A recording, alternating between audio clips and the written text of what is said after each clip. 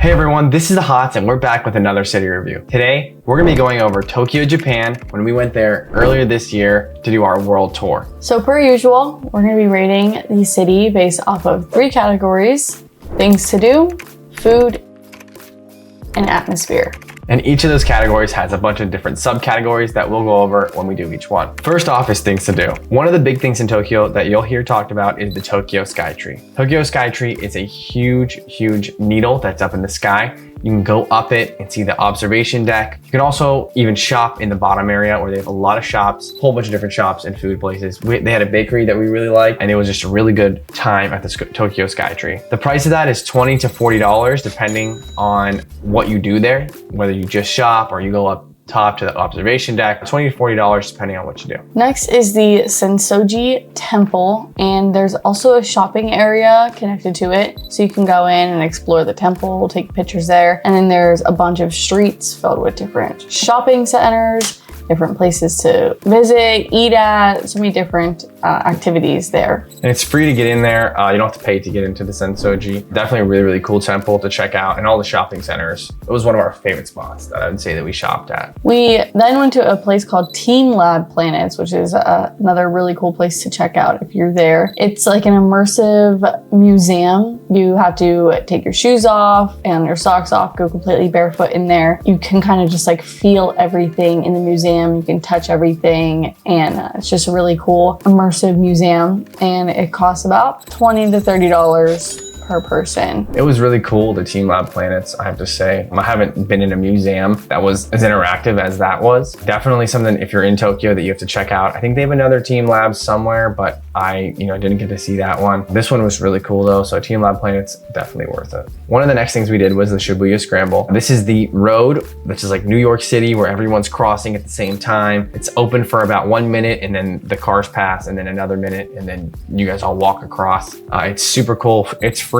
Definitely something to check out when you're there just to see it. And along with that, the cat sign is near that as well, which we'll get into. So next is the Yoyogi Park. When we went during that time of year, the cherry blossoms were just now like sprouting and blossoming. So it was really cool because there was a lot of people there taking pictures. It's just a really relaxing park. There's just people playing music, just walking around. Sometimes they have like little food trucks. They had some like vendors and stuff there at the time we went. Yeah, and then people were walking their dogs. We actually saw one guy with like 20 dogs on a leash, just walking all of them at the same time. It was kind of cool. A lot of the Shiba dogs we see that you see on TV, the Shiba Inu dogs, so pretty cool. One of our next things was Diver City, Tokyo. This was really cool area. It was like the beachfront of Tokyo, where they had like right over the water, they had a place called the Decks in Diver City. There was a huge cotton candy spot in there where you could get a bunch of cotton candy, like a mountain. Like you could wear it as a hat if you really wanted to. Over there at the Decks, they had the Gundam robot statue, which is a really cool statue they had outside. It's huge. It's as big as the entire building. So at night when we got to see it lit up, it was really cool. Definitely something to check out if you're there. We liked it there. Diver City, I would probably go back there again. I mean, it just had a lot to do. Shopping centers. They had this place called the Joyopolis. I mean, it's free to get into the Diver City, but if you want to shop or go to the Joyopolis or anything like that, it does cost money. Next, we went to Mominoki. It's a massage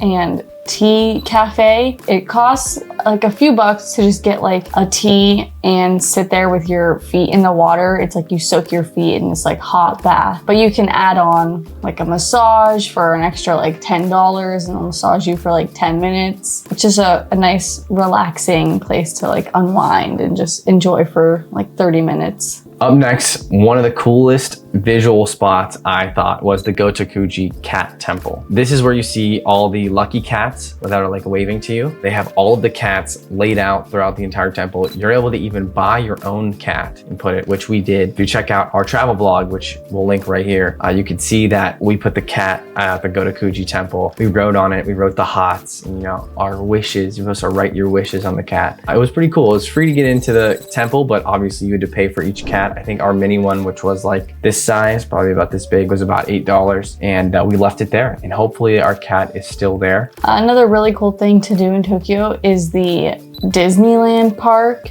that we went to. It was super cool. It was about like 60 American dollars for a ticket. We were there all day. There's lots to do there. It's kind of similar to Disneyland in California, but a little bit different. It's obviously in a different language, a little bit different of a park, but super cool. It was a fun experience. Yeah, Disney was awesome. Another thing that we didn't get to do, but we wish we could have, was to see a sumo wrestling tournament. They have these fights and tournaments every so often there in Tokyo. We couldn't find one during the time we were there since we were only there for 1 week. We didn't plan it around then. We only thought of the idea once we got there, but they're definitely something that would be awesome to see in person. I know the price is from $30 to $100 depending on the venue and where you're going to be at for it, but it's definitely something you would want to check out. You could tell everyone you got to see a sumo wrestler in person. So another cool experience in Tokyo that we also didn't get to do was go-karting in the streets. There's different locations you can go to and you can dress up in these like little outfits and you can go go-karting through the streets of Tokyo. It's completely legal. The only thing is you have to have like an ID to show. When you're in the United States, you have to get some sort of like authorization to drive in Japan. So we didn't know that ahead of time, so we couldn't do that. We couldn't do the go-karting, but if you're interested in it, you just have to look into it beforehand and like sign up for it or however it works. Another cool spot was the Oedo Outer Flea Market. This was really interesting. You could see all the different antiques. It was free to get in. They had a Shake Shack right next to it, so we grabbed a bite to eat there, but there was a lot of different places to look at. People had booths set up. They had different little tents with Japanese clothing, Japanese robes, and even like forks, knives, spoons, cards, anything you could think of. Any antique was there. So definitely check it out if you are interested in history, culture, anything like that, and that might suit your needs. So another thing in Japan is the escape rooms that they have. We did one room when we were there, but there's a bunch of different locations you can go to. It was about $20, $40 per person. Really cool. I mean, all the escape rooms are different, so you know, you have to check them all out. But the one we did was pretty cool, pretty simple, but definitely a little challenging. It's called the Red Room, so if you're in Tokyo, make sure to check them out. Red Room Tokyo, definitely a really cool one. Next thing we did was the Harajuku Street, and that was really cool. We had to see a lot of the different shopping centers as well as the food that they have lined all up and down the streets. That was a place that we spent, you know, half of our day one of the times we were there and just shopped around. You know, us being in Tokyo, first time ever, we wanted to see as much as we could. So Harajuku definitely offered a lot of different scenery and places and things to check out that we were able to see a lot of the heritage. When we were in Shinjuku, you could see the Godzilla head that was on top of one of the hotels. It's just like a little head that sits out over top of, you know, the hotel, and it just looks down, which is kind of cool since, you know, the whole Godzilla theme started over there in Japan. I just think it was like a really cool thing to see. For our rating of things to do in Tokyo, I'm gonna give it actually a 10 out of 10. I don't think you can get much more busy than you do in Japan, especially in the Tokyo city that we were in. There's just so much to do. Every single day we had somewhere to go, and we could have stayed there even longer and found new things to do. Yeah, I would probably have to agree with that because I feel like we were busy the whole time we were there and there was so many things to see and I don't even think we saw everything. Next, we're gonna talk about the food in Japan, and we're gonna rate this on 3 different scales: taste, price, and portion size. Okay, so one of the really good places to check out when you're in Japan is the Tsukiji Outer Market. That's where we went like probably 2 or 3 days. There's so many things to eat there and try. Literally anything you want will be at the Tsukiji Outer Market. It is a little bit more expensive, anywhere from like $5 to $30 depending on what you buy. But I'm telling you, bring your appetite because they have everything you could want. Another cool thing in Japan was the Shiro Hige's Cream Puff Factory, and that was something that we got to go and see. It was inspired by the Totoro character, which is one of the Japanese famous characters. It looks like a little bunny almost. I'm not as familiar with the character, but they tasted really good. I think there's 2 locations. We went to one, which was actually kind of like in a house. So if you pull up to it and it looks like it's a house, you're probably still in the right spot. So obviously a big thing in Japan is sushi.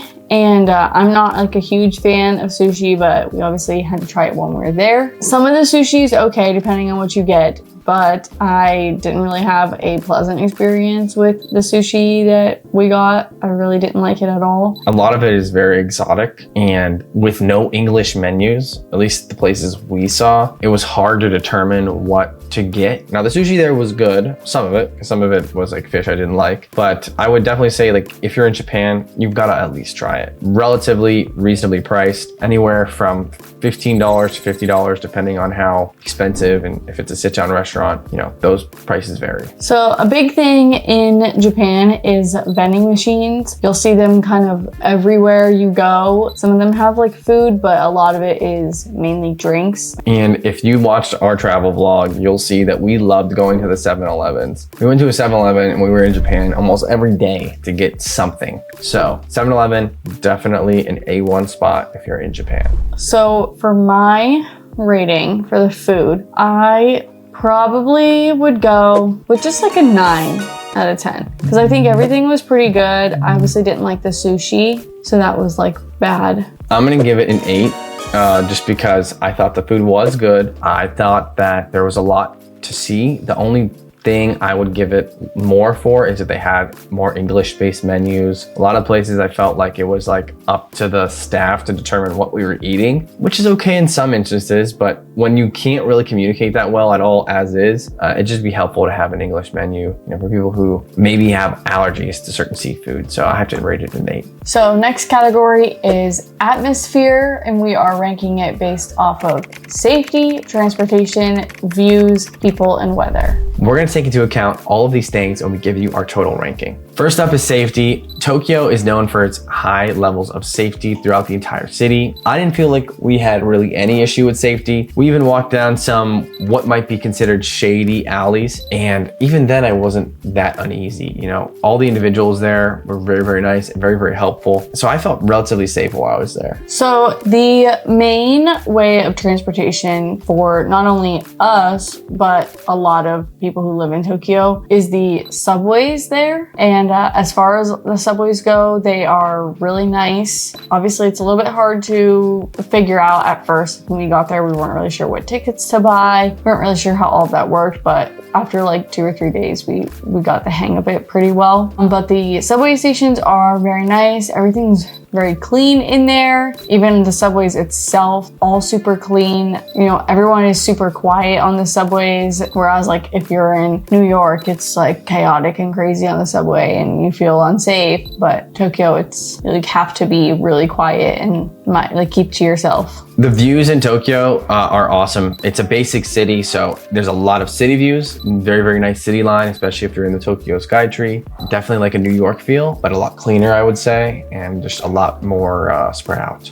So as far as the people in Tokyo go, a lot of them were super nice and polite and very helpful. Obviously, it's a little hard to speak to them and actually be able to communicate, but we use Google Translate a lot to try to, you know, ask questions, get directions, help for anything. And as far as it goes, most of them were very nice and didn't really give us any issues. Going into our next thing, our final category, which is the weather. Tokyo weather can be a bit cold. We went in a colder time. We had to wear jackets, hats, gloves, just because it was kind of cold there. Some days were nice. Weather is mild though, so definitely bring specific clothes depending on the time of year you're going. If you're going in like the February to March time, you're gonna probably need a jacket, hat, and gloves still. It does get cold, so make sure to bring that. Overall, Tokyo was a really, really cool city, and I thought it was great. My atmosphere rating for Tokyo is going to be a 9 out of 10. I thought the city was beautiful, lots to see. People were great. I felt safe. You can't really ask for much more than that. I think that it's just a really, really cool city altogether. Downfall is just because of the weather. If the weather was a little nicer where I didn't have to wear a jacket everywhere I went, I would rank it a 10, but because of that reason, I'm gonna give it a 9.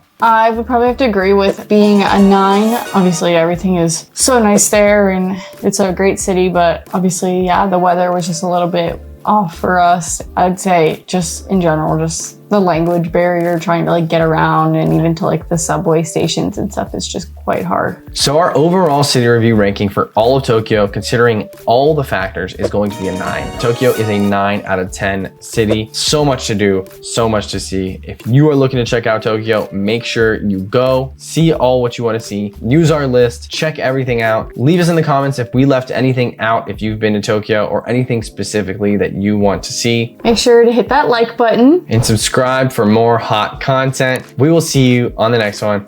We'll see you guys.